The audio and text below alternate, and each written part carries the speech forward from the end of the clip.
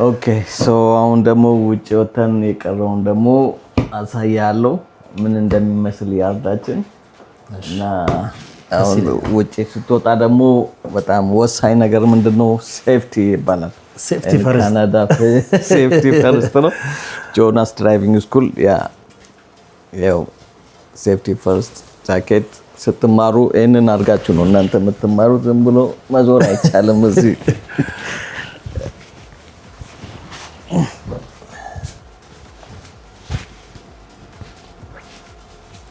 Good? Yeah. Okay, let's go.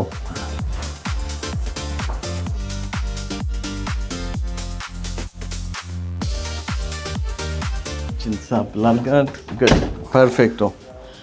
Okay, so ዮኒ እንዴት ነው ታዲያ? አለን ሀገሩን ለመድክ አትልም? ረጅም ምን ያህል ጊዜ ሆነ እዚህ ሀገር ከገባህ? እኔ 2006 ነው የመጣሁት። ሶ አሁን 2026 ነው ያለ ነው።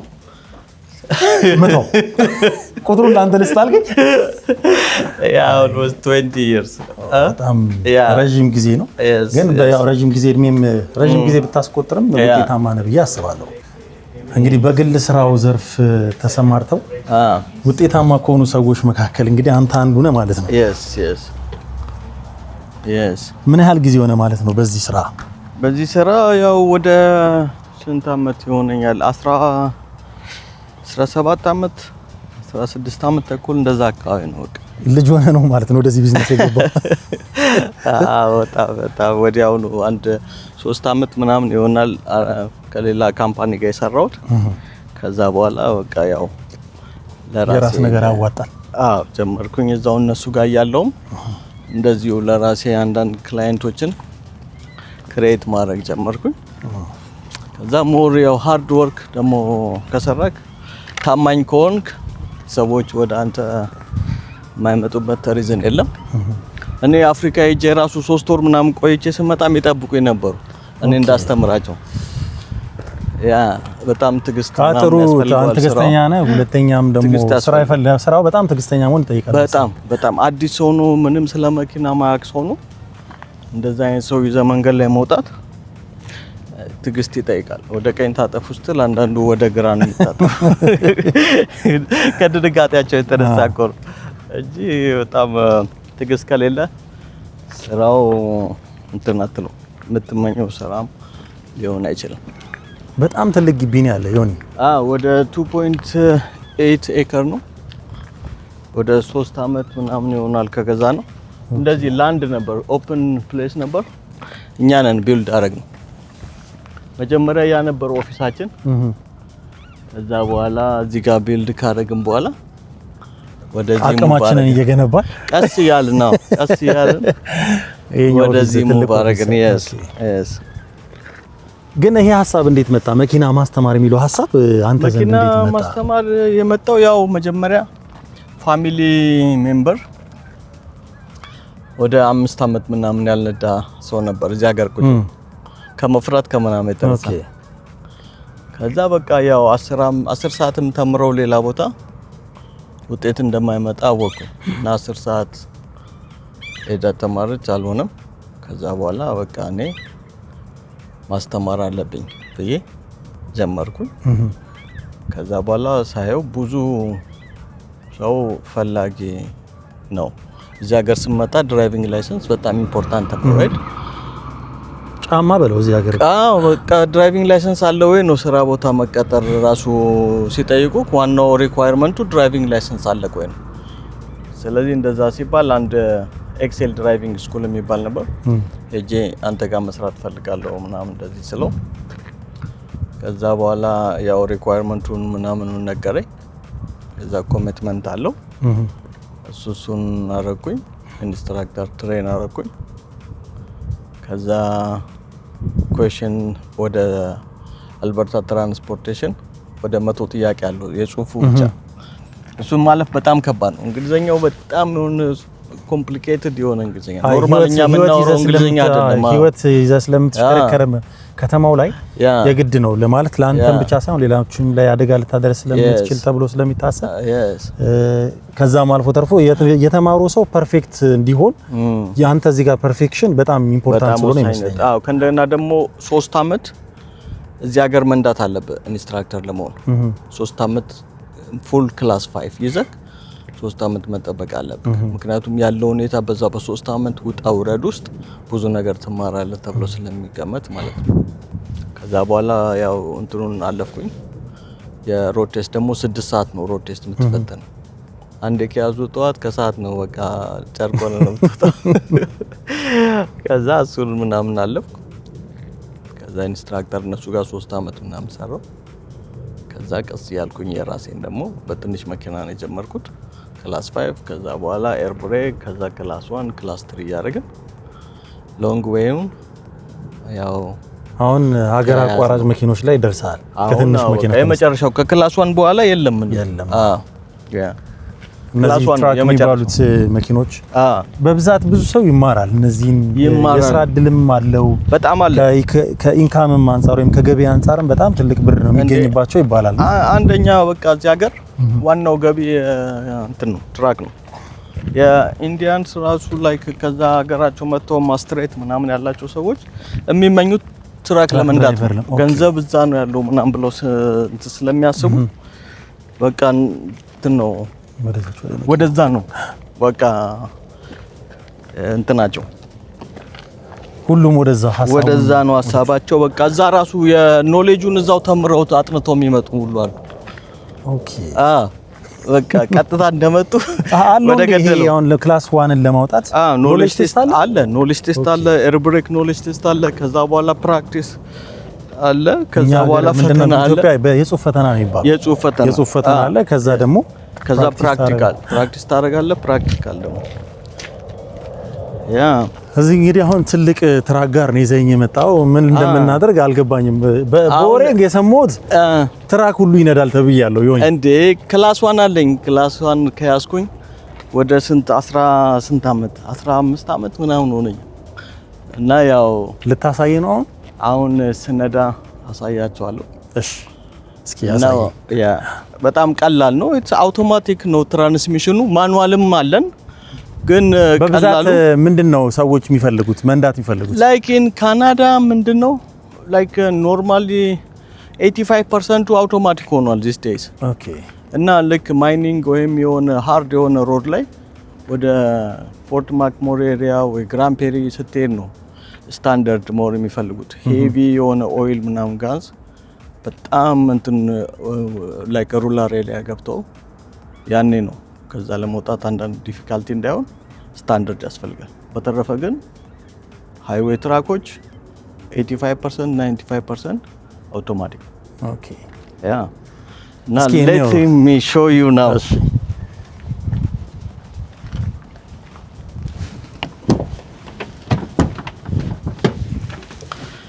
ያው ይሄ እንደምታየው አውቶማቲክ ትራንስሚሽን ነው። ምንድነው ያለው? ብሬክ እና ነዳጅ። ኦኬ ልክ እንደዛው እንደ ስሞል ካር ማለት ነው። ከዛ በኋላ ነዳጅ ሲሰጠው ይሄዳል። ብሬኩን ሲረግጠው ይቆማል። ምንም በቃ ሚስጥር የለው። አይ ግዝፈቱ ይመስለኛል ብዙ ሰው የሚፈራው። አው ላርጅ ቬሂክል ነው ይሄ። አሁን ስንት ፊት መሰለ?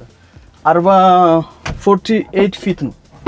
ፕላስ ይሄኛው ትራኩ ሲጨመርበት 20 ፊት 60 ፊት ነው ርዝመቱ።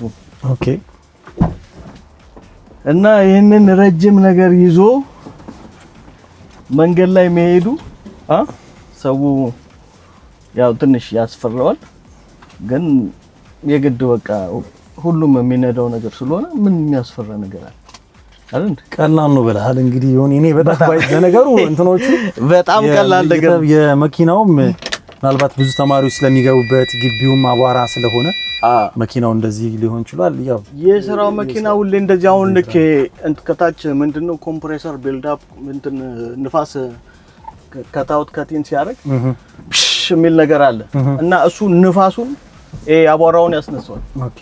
ስለዚህ የግድ አቧራ በዚህ በታች በኩል ይገባል። ኢትስ ኖርማል ነው። ከዛ በኋላ ኢግኒሽን ኦን ታደርግና ምንድነው የምታደርገው? ስታርት ታደርጋለህ። ስታርት ካደረግ በኋላ ሁሉ ጊዜ ፕሮሲጀሩ ምንድነው? ሎክ ዘ ዶር። ሴፍቲ አይደል ነገር ሎክ ታደርጋለህ። ከዛ በኋላ ወንበርን ታስተካክላለች። እዚህች ጋር ይዘህ እዚህች ጋር ትጥላለች። ወደፊት ጠጋ ብለህ እግር 45 ዲግሪ እንዲሆን ታደርጋለህ። ምንም በቃ ከነዳጁ እና ብሬኩ ላይ መቀየር ብቻ ነው። ምንም ሚስጥር የለውም። ከዛ በኋላ ሴፍቲ ደግሞ ቀበቶ ታስራለህ። ዘይን ከፈለክ ደግሞ እንደዚህ ታደርጋለህ። ለምቾት ከዛ በኋላ መቆስቆስ ነው በቃ። ሴሌክት ብሬክን ረግጠህ ድራይቭ ላይ ታደርጋለህ። እነዚህ ሁለቱን ነፋሶች አንደኛው የትሬለር ነው፣ አንደኛው የትራኩ። ኦኬ። በተረፈ እዚህ ጋር ዲ የሚል ታያለ።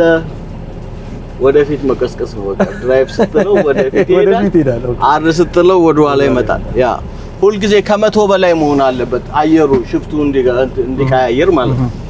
ከዛ ልክ ወደ ኋላ መሄድ ስትፈልግ ደግሞ አር ላይ ታረግና እዚህ ጋር ይታያል። ሪቨርስ ወደ ኋላ ትቆሰቁሰዋል። በቃ ድራይቭ ላይ ስታረገው ወደፊት ይሄዳል። ምንም በቃ 18 ስፒድ 100 ስፒድ ምናምን ባለው ነገር የለም። እዚህ ራሱ ነው የሚቀያየረው። ኦኬ። ምንም በቃ ኢዚ። ትንሽ ወደፊት እስኪ እንሞክራት። ያ ምን ችግር አለ? ሞክራት። ያው አዙሬ ባካፕ ምናምን ሳረጉሉ አሳያለሁ። ኦኬ። ያ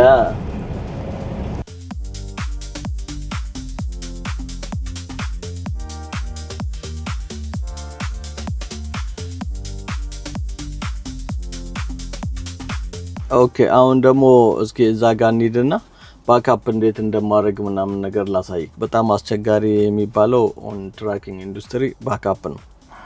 ስለዚህ ባካፕ ስታደርግ አሁን እኔ 90 ዲግሪ ባካፕ ይባላል። ትራክተሩን እንደዚህ ቀጥ አድርገክ እዛ ኮን ውስጥ መግባት ነው። ከዛ ልክ አንተ ስትሬት አድርገክ ኮኑ ጋር የመጀመሪያው ኮን ጋር ለመግባት ከፈለክ አትሊስት ከኋላ አንድ እንደሱ አይነት ያኛው አሁን የምታየው ኮን ከኋላችን ወደ 3.7 ሜትር ነው። ስለዚህ እንደሱ አይነት አንድ ትተዋለክ።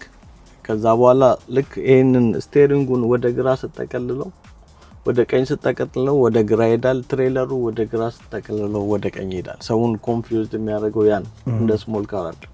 ስሞል ካር ስነዳ ወደ ቀኝ ስታደርገው ቂጡ ወደ ቀኝ ይሄዳል። ወደ ግራ ስትጠቀልል ቂጡ ወደዛ ነው የሚሄደው። ይሄኛው ግን ተቃራኒ ነው። ወደ ቀኝ ስትጠቀልል ወደ ግራ ይሄዳል። ወደ ግራ ስትጠቀልል ወደ ቀኝ ይሄዳል። እና ልክ ዋንስ ኮኖቹን ባላንስ ያደረክ ወደ ኋላ ትገባለክ።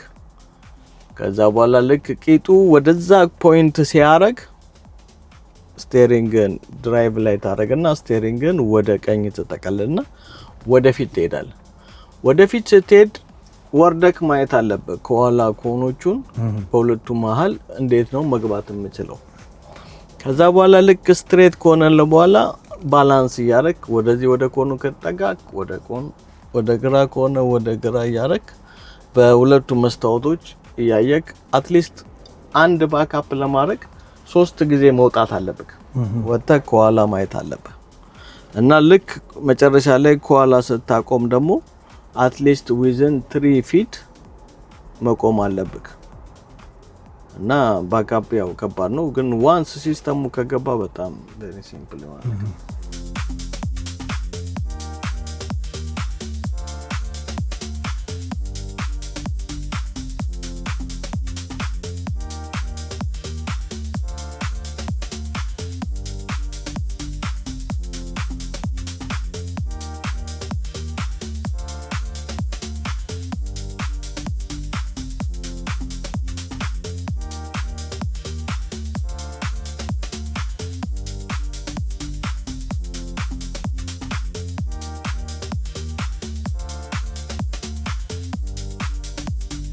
እና በጣም ቀላል ነገር ነው። ትራክ ማለት ስታየው ከጎን ሲያልፍ ምናምን ትልቅና ከባድ አስቸጋሪ ነገር ይመስላል ግን አይደለም። ከዛ በኋላ ብሬክ ትስባለህ። ብሬክ ወሳኝነት አለው። ከዛ በኋላ ቀበቶን ትፈታለህ። ኢንጂንን ታጠፋል good ያ እና በጣም በቃ እኔ ሞራሌ መጣ እኔ አሁን ደግሞ ላይክ ገቢው በጣም ጉግል ላይ ካየክ ትራክ ድራይቨር ጆብ ብለህ ታይፕ አድርግ በአመት እስከምን ያህል ሜክ ይደረጋል ተብሎ ይታሰባል? ሚኒመም ከ80,000 እስከ 150,000 ኦኬ ያ በጣም ሃይ ከሚከፈላቸው አንዱ ትራክ ድራይቨር ነው።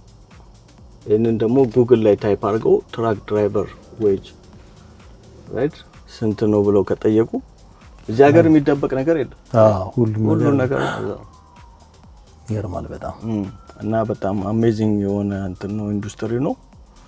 እና አሁን ደግሞ አልበርታ ፓይፕ እንትኑም ስለተፈቀደ በጣም ትልቅ the next I don't know couple of years very busy place ይሆናል ብዬ ነው ማስብ።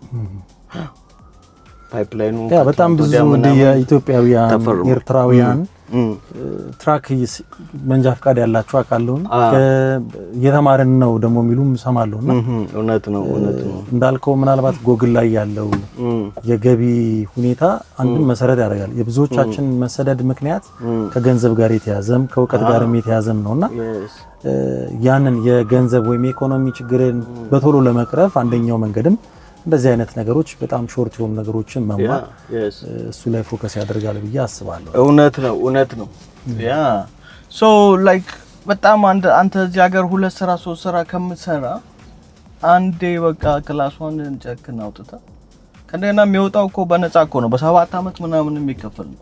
ዜሮ ዳውን ፔመንት ነው። በ7 አመት ነው የሚከፍለው። በወር 150 200 ምናምን። ስለዚህ በወር አንተ ትንሹ የትራክ ድራይቨር ገቢ 7,500 በወር በጣም ትንሹ ገቢ። ስለዚህ አንተ 2 ስራ ስትሰራ የምታገኘው ምን ያህል ያስከፍላል? አሁን ጠቅላላ አንድ ሰው ክላስ 1 ወይም የትራክ ድራይቨር ለመሆን ለማግኘት እስከ 10,000 የመጨረሻው በቃ 9,300 እንደዛ 9,300 በጣም በቃ ጨክነን ምናምን ቀንሰን 9,300 ከዛ በታች ከቀነሰ ደግሞ ገቨርንመንቱም እንትን ያደርገናል ይተራተራል ይመስለኛል። ኖ ካንሰል ያደርጋል ላይሰንሳችን። ምክንያቱም አንድ ሰሞን ቢፎር አፕሪል ምን ተጀመረ ሁሉም ላይክ ኖርዝ አካባቢ እንትን ነው በርካሽ ያደረጉትና ኳሊቲው ዊክ ነው የሚሆነው። አንተ what you pay what you get right እና እንደ በዛ ሲሆን ኳሊቲው በጣም እንትን ነው አውሩ ምናምን በደንብ ትክክል ሰርቪስ አይሰጡም። በዛ ምክንያት ገቨርንመንቱ እንትን ሚቲንግ ምናምን አደረግን። ከአፕሪል 1 ጀምሮ ከ10,000 ወይም ከ9,300 አንዳንድ ሰርቪሶችን ቀንሶ ከ9,300 በታች ቻርጅ ሲያደርግ ተገኘ ካንሰል ይደረጋል ነገሩን ምናምን ብለው በዛ እንትን ስታንዳርድ የሆነ ካፕ ተደርጓል። እና ግን ሰው ክላስ 1ን ካወጣ በኋላ በአንድ ወር ተኩሉ ስራ ካገኘ ያወጣው ወጪ ተመልሷል ማለት ነው ራይት። እና ኤክስፒሪየንስ ነው ደግሞ ኤክስፒሪየንሱ ምንድነው ላይክ አሁን ለምሳሌ ዌርሃውስ ሲሰራ ወይም ፎርክሊፍት ስነዳ የዛሬ ላይክ 10 አመት ብትነዳው 5 አመት ብትነዳው ያን ያህል ፕሮፌሽን ነው ራይት ብሎ ኤክስፒሪየንስ ነው ብሎ አንተን ለመቅጠር ብዙ ኢንተረስቲንግ ያለው ካምፓኒ ላይኖር ይችላል ራይት። ግን ትራኪንግ ደግሞ ክላስ 1 አትሊስት 3 አመት 5 አመት ምናምን የነዳ ሰው it's very experienced ነው ራይት። ማንም ካምፓኒ ዛሬ አፕላይ ቢያደርግ ተቀባይነት አለው። እና ዋናው ደግሞ ኤክስፒሪየንሱ ሙያ ወሳኝ ነው። በዛ ላይ ስትኖር አንድ ሙያ ባለቤት ሆነ ካልተገኘክ ዋጋ የለውም ራይት። ፕሮፌሽን እንዲሆን ያደረገበት ምክንያት ብዬ ማሰብ አንደኛ ነፍስ የራስ ለህይወት የሚሰጠው ቫልዩ ይመስለኛል። ለሰው ልጅ የሚሰጠው የሰው የሚባለው ቫልዩ እዚህ ስታይ በጣም ነው የሚገርም። እኔ በብዙ ነገሮች መታዘብ ችያለሁና አንደኛ እሱ ነው። ሁለተኛ ነገር ደግሞ ያንተን ነፍስ ብቻ ሳይሆን የሌሎችንም ነፍስ ልታጠፋ ትችላለህ ብሎ ስለሚታሰብ በጣም ህጋቸው በጣም ስትሪክት ነው። በጣም እኔ አሁን ትናንት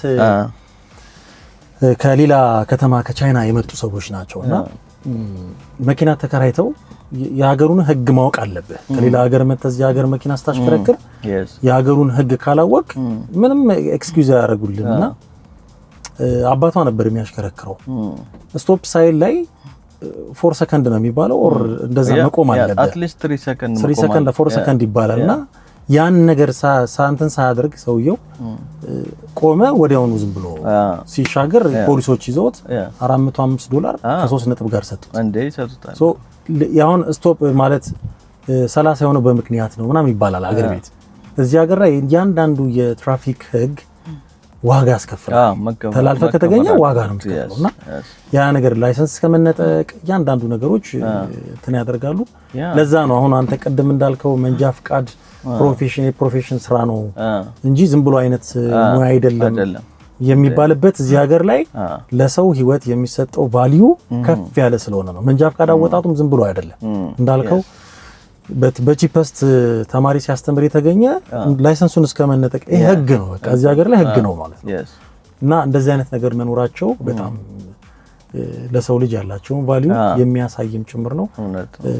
መንጃ ፍቃድም ዝም ብሎ ሳይሆን እኛ እንደምናየው በጣም ብዙ መኪኖች አደጋ ኢትዮጵያ ውስጥ በጣም በመኪና አደጋ በጣም በየጊዜው የምትሰማው አሰቅጣቸውን የመኪና አደጋ ከዚህ ጋር የተያዘ ነው። ለሰው ልጅ ያለው ቫልዩ ነው፣ ሌላ ምንም አይደለም። ሮድ እኮ እዚህም አሁን ወደ ቢሲ ስትሄድ በጣም አስቸጋሪ መንገዶች አሉ።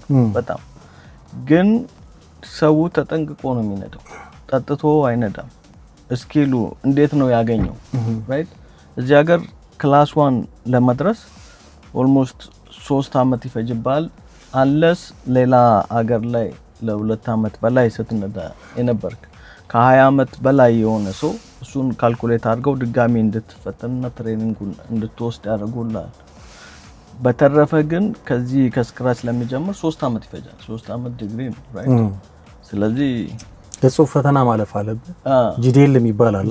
ጂዲኤል መጀመሪያው ጂዲኤል ለርነር ነው ክላስ 7። ከዛ በኋላ ከአንድ አመት በኋላ ክላስ 5። ያንን ክላስ 5 ይዘ ደግሞ በአናዘር 2 years መጠበቅ አለበት። ከዛ በኋላ ፉል ይሆናል። ቶታል 3 years ፈጀ ማለት ነው። በጣም ነው የሚገርመው። በፊት ኢትዮጵያ ውስጥ እኮ በነገራችን ላይ እንደዚህ አይነት ህጎች ነበሩ ይመስለኛል። አደጋም የዛ ዘመን ሹፌሮች በአደጋ ላይ ብዙም የሚታሙ አይደሉም። አደጋ ደረሱ ሲባል አትሰማም ነበር። አደጋ ግን እንደዚህ ግንን ያለ አይደለም። ተነስተህ የሆነ ትልቅ መኪና ወይም ደግሞ ሲኖትራክ የሚባለው መኪና አትነዳም። በፊት መጀመሪያ የጽሁፍ ፈተና ማለፍ አለብህ። ከዛ መሰናክል መፈተን አለብህ። ከዛ ደግሞ ከተማ ትፈተናለህ። ሁለተኛ መንጃ ፍቃድ ይዘህ ደግሞ 2 አመት ነው 3 አመት ደግሞ ደብቀህ ነው ሶስተኛ መንጃ ፍቃድ የምታወጣው። እንዲህ እኔ አሁን እሱን ስቴፕ አልፌ ነው ሶስተኛ መንጃ ፍቃድ ያለኝና እንደዚህ አይነት ህጎች መኖራቸው የሰውን ህይወት ከመታደግም አንፃር ትልቅ አስተዋጽኦ አላቸውና እንግዲህ እዚህ መኪና ውስጥ ረጅም ሰዓት ቆየን። ወረድ ብለን ደግሞ ላሳይክ። እሺ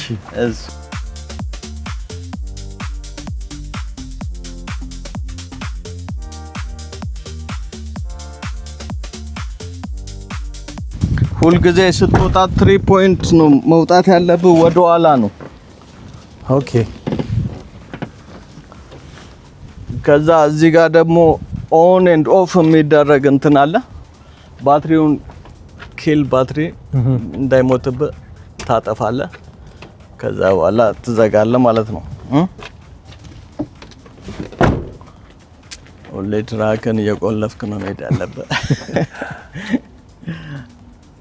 በጣም ትልቅ ነው ግን ስታየው በጣም ያስፈራል። ትልቅ ነው ምናምን ነገር ግን ያው አንዴ ነገሩ እንትን ካልከው እንደፈን ነው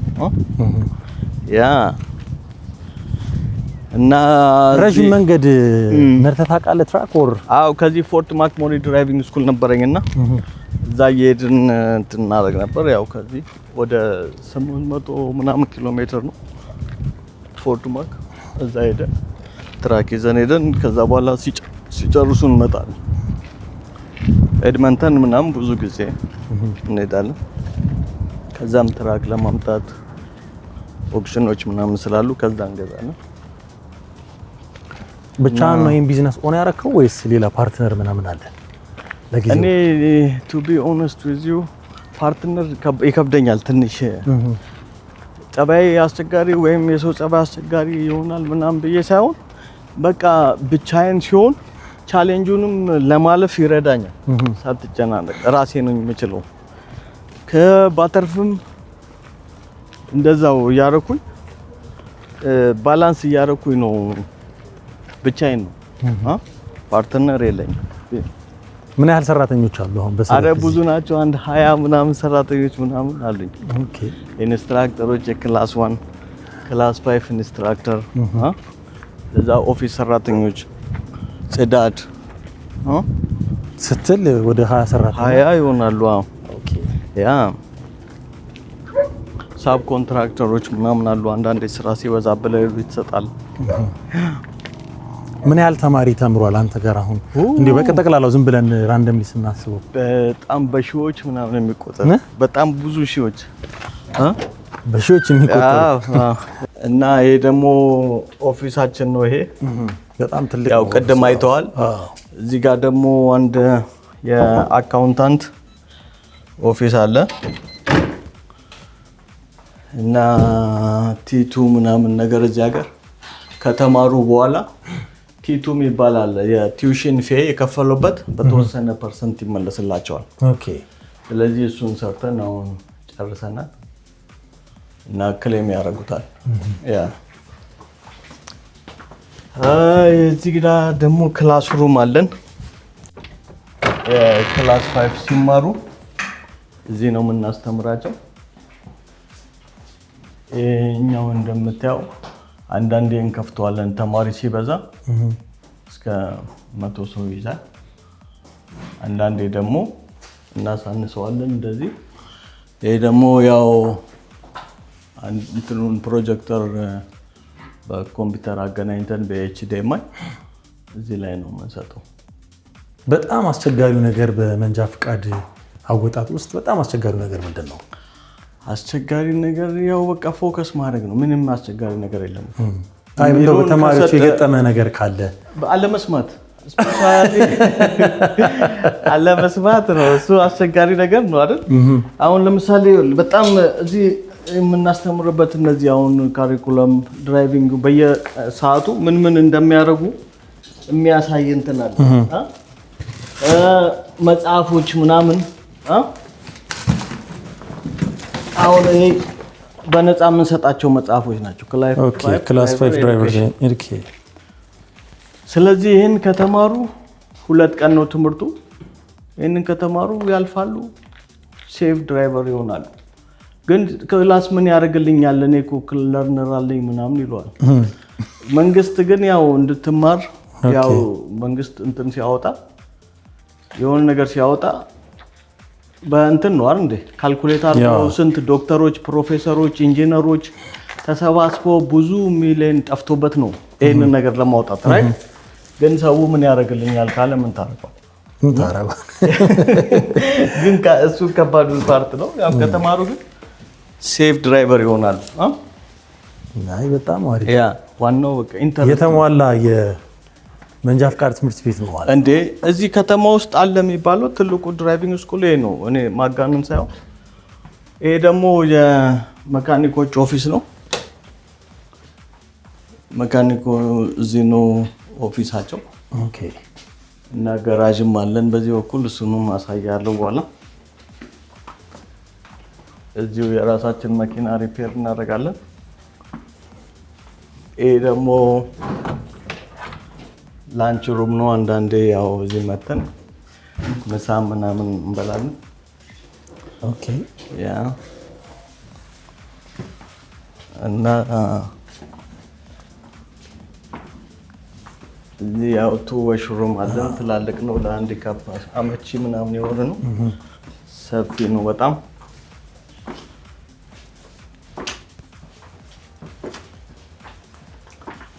እዚህ ጋር ደግሞ ኤር ብሬክ ክላስሩም አለ። ኤር ብሬክ ማለት ምንድነው? ያው የንፋስ አሰጣጥ ነው። አሁን ያንተ መኪና በምንድን ነው የሚሰራው? በኦይል ነው፣ ሃይድሮሊክ ኦይል ነው ራይት። ይሄኛው ደግሞ በንፋስ በንፋስ እዛ ቅድም ትራኩ ሆዱ ያለው ይሄ ነው። ኦኬ ያኛው ትሬለሩ ነው። ቅድም ይሄ እነዚህ ሁለቱን ስትነካቸው የነበረው እሱ አንደኛው የትሬለር ነው፣ አንደኛው የፓርኪንግ ነው። ስለዚህ እነዚህ የሚሰሩት በምን እንደሆነ እዚህ ላይ ያሳየናል ማለት ነው። ይሄ ደግሞ ብሬክ ነው። ይሄንን ስትረግጠው እነዚህ ነገሮች እንዴት እንደሚሰሩ ነው የሚያሳይ። ነፋሱ ጌጁ አለ እዚህ ጋር ፕራይመሪ ሰከንደሪ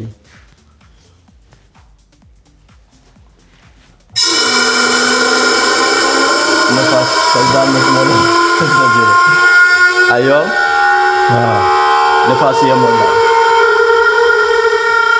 ልክ 120 ላይ ሲደርስ ራሱ ያቆማል። ገቨርነር ከታውት ይባላል። አዮ ከዚህ በላይ አይደል አያስፈልገውም። ኦኬ ከዛ የኛውን ደግሞ መታመጣ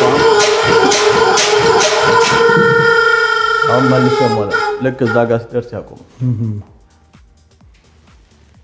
እና የንፋስ አሰጣጡ ሲስተሙ እንደዚህ ነው።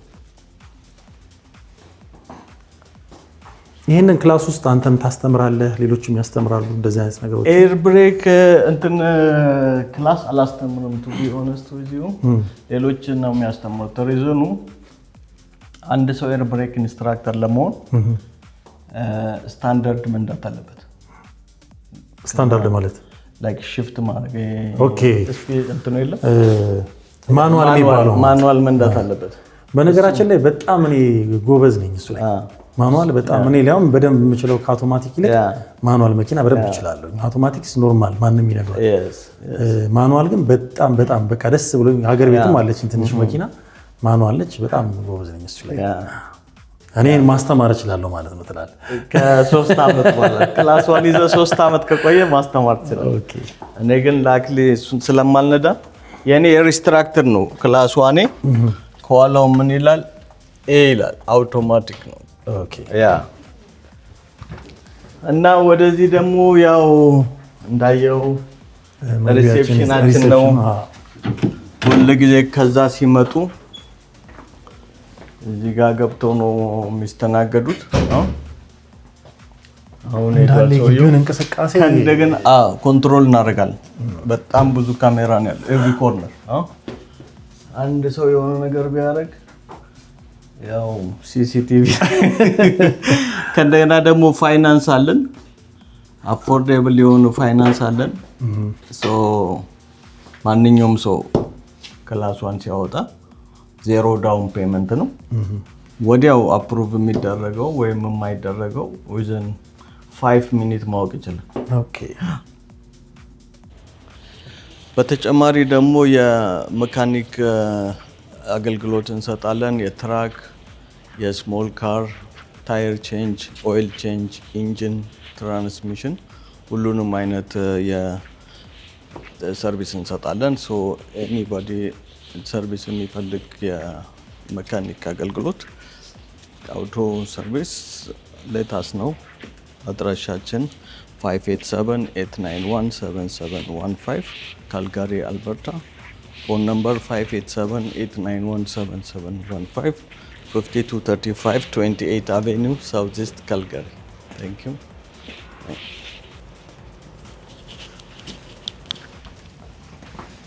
እና ያው ጥሩ ድራይቪንግ ትልቅ ተቋም ነው። አንድ ግለሰብ ሊያውም ደግሞ ሀገሩ ያልሆነ በሰው ሀገር ላይ ሆኖ ይህንን ትልቅ ተቋም ገንብቶ ለብዙዎች ኑሯቸውን ይደግፉ ዘንድ የእውቀትን ባለቤት የሆኑ ዘንድ ከማድረግ አንጻር በጣም ቀላል የሚባል ነገር አይደለም። ደስ ይላል ደግሞ በአበሻ ምናምን ስትማር በአበሻ ሰርቪስ ምናምን እያወራው በአማርኛ እንትን ስትል ኮምፎርት ይሰማቸዋል በብዛት። እና በጣም ጥሩ እንትን ነው።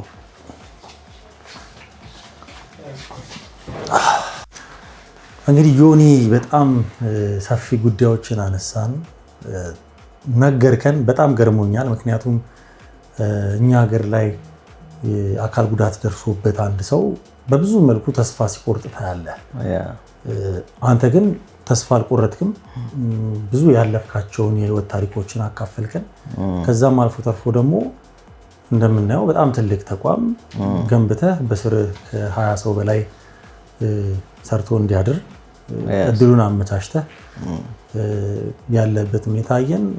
የሀብት መጠንን ባንቆጥሮም ግን ባለሀብት እንደሆንክ ጭምር የሚያሳይ ምክንያቱም በጣም ትልቅ ካሬ ሜትር ነው ያስከው። በርካታ ትራኮች ግቢ ውስጥም አሉ እና ያን እድል ሰተህን ከአንተ ጋር ቆይታ እንድናደርግ ስለሰጠን በጣም አመሰግናለሁ። እኔም በጣም ነው የማመሰግነው። እዚህ መጣችሁ ጊዜያችሁን ሰውታችሁ ከኔ ጋር ይህንን ታሪክ ለመጫወትና ሌሎች ለማድረስ ጊዜያችሁን ስለሰዋችሁ በጣም አመሰግናለሁ። እና ያው ሌላ ጊዜ ደግሞ ሰፋ ባለ ፕሮግራም እና ሰፋ ያለ ስራ ሰርተን እንደምንገናኝና እንደምናወራ ህንፃዎች ሰርተህ ኤግዛክትሊ ዋይ ኖት ዳት ኢዝ ማይ ፕላን። ያ ወደፊት አሁን ሪሌት እንትን ወደ ህንፃ እየሰራን ገራዦች፣ ቤዎች ምናምን ስቶሬጅ እየሰራን እዚህ ምድድ አሁን እንዳለ አሁን ትራኮቹ የቆሙበት እንደዛ አይነት እንትን ለመስራት ነው ያሰበው። እዛ በኋላ ደግሞ እንገናኛለን። የዮኒ የሀብት ጥጉ ይደረሰልን ደግሞ መልሰን የምንገናኝ ይሆናል። ያ አይቀርም። በጣም እናመሰግናለን። ተመልካቾቻችን ከዮናስ ጋር የነበረን ቆይታ ይሄን ይመስላል። በጣም አሪፍ ጊዜ፣ በጣም ብዙ ነገር እንደተማራችሁ ተስፋ አድርጋለሁ። ሌሎችም ፕሮግራሞች ደግሞ በሚቀጥለው ሳምንት የምንገናኝ ይሆናል። ለነበረን ጊዜ ግን በጣም እናመሰግናለን።